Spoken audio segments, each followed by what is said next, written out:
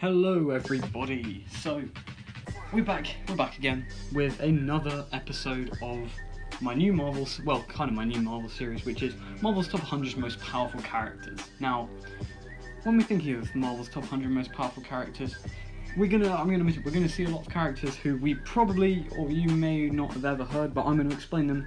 And again, this list is my opinion. I don't know everything. I'm sure there's lots of you who can probably think of more powerful people, but these guys are my opinion, because when it comes to this, like, you look in the descriptions of like what these characters have really, and like what they've done, is just like immeasurable power basically. So, coming in at number 79, we have Dormammu and Umar. Now, Dormammu, we've seen him in Doctor Strange, which is another brilliant movie, and Dormammu is the ruler of the Dark Dimension. He's a member of the Hell Lords. Dormammu's powers, really, he's like incredible mystic powers. He can like control others, make them do his will. There's loads of things he can do. Like, basically, if Dormammu got loose in the Marvel universe, like, Dormammu's pretty much only held back by Doctor Strange. If Dormammu got loose in the Marvel universe, like, pretty much no one could stop him. There are a couple, that's the kind of the power levels we're getting to here. Powers Dormammu's got, like, obviously superhuman strength, speed, like, he could take out the Hulk if he wanted to, like, that's how strong and powerful they are. Umar is basically, I believe they are Dormammu's daughter, and they basically just ruled after him, or like in his absence, things like that. So coming in at number 78, we have got Rune King Thor. Rune King Thor. So Rune King Thor is probably the second most powerful we've ever seen Thor. Rune King Thor, basically, you know how Odin sacrificed one of his eyes for more wisdom? Well, what Thor does is he sacrifices both of them, and well, he does become blind. He then gains like incredible power and knowledge, and he uses the runes, which are like artifacts, to give him what's called regain the Thor Force. So he has like the full power of Odin, and basically he has got like pretty much omnipotence, this level of Thor. And why is he so powerful? Because he's got the power of the runes, which is hence the name Rune King Thor, plus he has the power of Odin, which is like the combined life forces of his brothers, Vili and V, Odin's brothers, and as well as that, he's also just got like Thor's powers. He's got Mjolnir, he's got like the might of Asgard generally behind him, and this Thor is so powerful. He can do so many things. Like, he's got nearly infinite speed, he's like mid-tier omnipotence, really, like almost all powerful. Only things that like he's very high tier, but I wouldn't quite put him as like cosmic entity level. So yeah, that's Rune King Thor. Okay, now that was great. So coming in at number 77, we have got the full Sentry. Or that's what I'm going to call him, the true Sentry, you might say. So the true Sentry, the way the Sentry has always existed, the Sentry is a character who basically has the power of 1,000,000 burning suns, or like 1,000 exploding suns. Like, that's how strong they are. But they're always terrified of using their power because they have I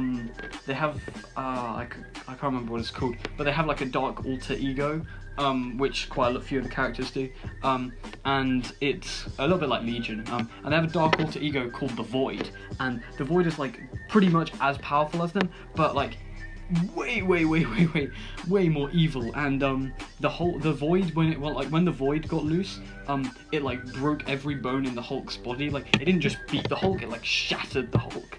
Like, that's how strong the Void is. And then the full Sentry is the Sentry and the Void kind of put together. Sentry more takes control of it, a little bit like how we saw Professor Hulk, as like he put the brains and the brawn together, kind of. He took the power of the Sentry and the power of the Void, and he put them together, and he is unbelievably powerful. He's like the power of a bajillion exploding suns times 2 almost, but he has like an insane amount of power, really. Plus he's got a cool red suit. So in terms of things, he's got like strength. Just bear in mind, the normal Sentry could fight Hulk to a standstill. he was a fight World Breaker Hulk to a standstill. So this is like one of the angriest Hulks we've ever seen. Like fight them to a standstill. People would compare him probably in power to like roughly Galactus-ish. A little bit under Galactus, I would say. But the full Sentry, that's how strong he is. He's like even stronger than that, like so powerful. So coming in at number 76, I've mentioned it before, it's Galactus. Galactus, I'm sure most of you know who Galactus is. Galactus was one of the only survivors of the past universe, originally being named Gallon of Tar. No, he was called Gallon, he was from a place called Tar. And basically, the universe was coming to an end, I'll put it that way. And as everything was closing in, he was like a scientist, and he thought, you know what I'm gonna do? I'm gonna ride straight into like the end of the universe. And what happened there is the kind of sentient life, so sort of like the Phoenix Force and the eternity of that universe kind of melded with Gallon of Tar, and he was reborn into the new universe as Galactus. And the role of Galactus is quite an interesting one, actually. So there are other characters on this list called Celestials, and I've spoken about Celestials before. I'm kind of gonna talk about the Celestials as like a race, so they're a little higher up on this list. We'll see them later. But Galactus's role by consuming planets is to control the Celestial population, because Celestials like put eggs in planets, and then the eggs hatch and then they become Celestials, and Galactus, by devouring planets, controls their population, basically so the universe doesn't get completely overrun with Celestials. So that's the Celestial. No, that's Galactus. In terms of power, he has incredibly huge cosmic powers. Incredibly huge. I would class Galactus as probably quite like a low tier cosmic entity, but he's also pretty arrogant. He's also got very large psionic abilities. He has a power source called the Power Cosmic, which is basically a plot device. It can be used to do pretty much anything. He can imbue others with this power. We've seen like the Silver Surfer has had it, Terrax has had it, Ghost Rider has had it. It's called the Power Cosmic. So yeah, that's Galactus. Now, coming in at number 75, we have Aegis and Tenebraus. Now, we have barely ever seen Aegis and Tenebraus. They are they're two kind of gods, the same. We've only really seen them once, and that was in Annihilation, which was a brilliant comic series. I highly recommend you read it. And Aegis and Tenebraus were people that Annihilus, who was the villain, we've talked about him before. Annihilus, kind of like the bug guy, who Annihilus sought out to beat Galactus from, because Annihilus' sort of plan in Annihilation was to use Galactus as a power source, kind of like to forcibly give himself the Power Cosmic. But he sought out Aegis and Tenebraus, and he like broke them out of this prison that Galactus built to contain them. Like Galactus managed to beat them once, but like kind of just. And then Aegis and Tenebraus come back, and they smack Galactus.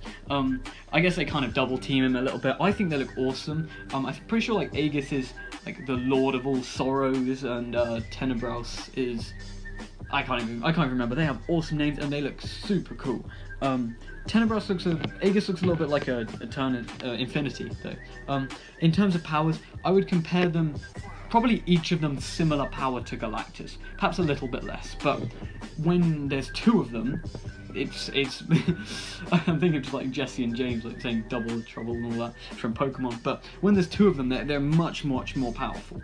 It would be like getting double teamed, like even if they're slightly weaker than you, if it's two people, you're probably going to get beaten.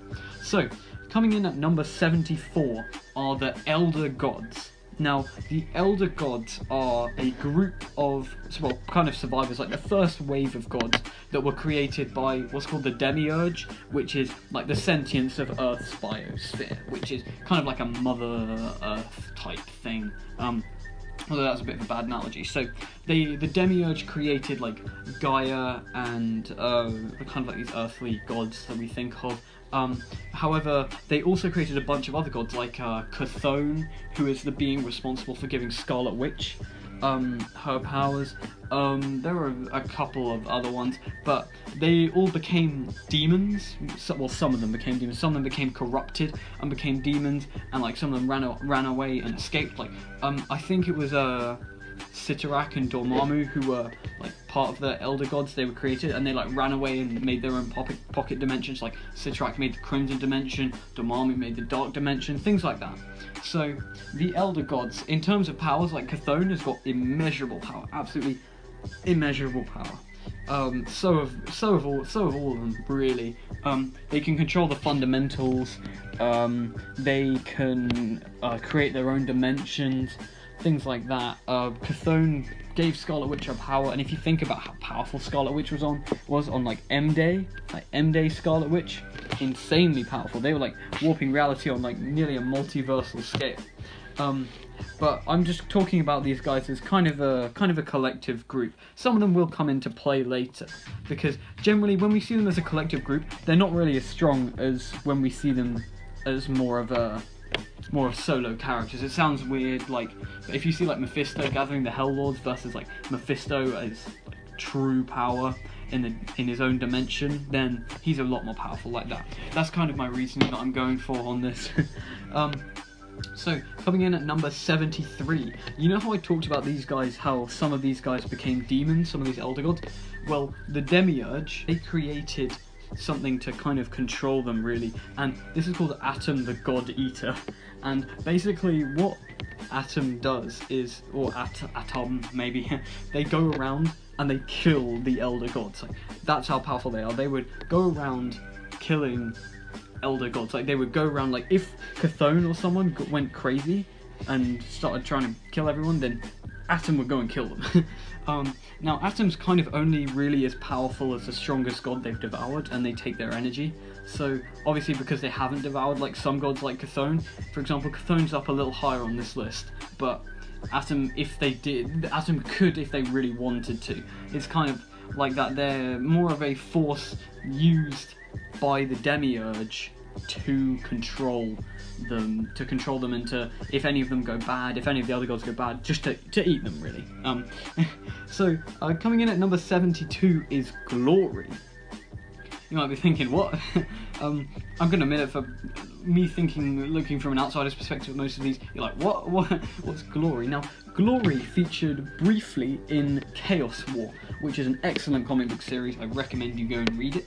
But what Glory is Glory is kind of every malicious and every evil thought, like just everything malignant and bad and things like that, and it's kind of a summarization of all that. Glory is thought to be a pantheon of like some of the worst gods out there, like some singular entity merged from all these horrible thoughts and things like that. So Glory, like, was admittedly one of the strongest characters in Chaos War.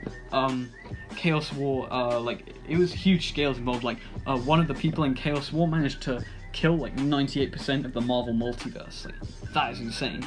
And this guy's not quite as strong as them. They're called Mitsu Mikaboshi, and they're a little higher up on this list, but they're not quite as strong as them. But Glory was admittedly their Mikaboshi's like most powerful follower, and they like joined the war of their own accord. Like, they wanted to see just destruction, really. That's what they live for. So that's Glory. Now, coming in at number 71, I've put Mistress Love and Sire Hate. These two kind of go hand in hand. They are two cosmic entities, quite low tier cosmic entities, but they're on the borderline between, being really strong and kind of strong. Like, kind of strong like Galactus, and then really strong like other characters. So they have powers over human emotions, although we really don't see them use powers that much. Like, they were able to control Thanos' emotions when he had the Infinity Gauntlet, things like that. They make avatars who can like do that bidding, they can imbue others with their powers, things like that. Although the true scope of their powers is kind of unrevealed, which is why I put them here. I think they could be deserving of a place higher up if they kind of up their game and actually did something. So that's Mistress Love and Sire Hate. So coming in at number 70 are the Builders. Now, I know that I've put the builders, and they've been on there. But what I put for number 97 on my list was, I put that was a builder, like a singular builder. Coming in here at number 70, this is the race of the builders, because what you got to remember about the builders, like, one builder is incredibly powerful, but think of like all of them. So all of the builders, these are basically what are they, like, kind of incredibly advanced sentient robotic life. So think of Ultron, but even more advanced, and it can like act of its own accord, and that's a builder. Now think of all of these guys working together to beat you. Like, they are probably one of the probably the strongest army in the universe, in the Marvel universe.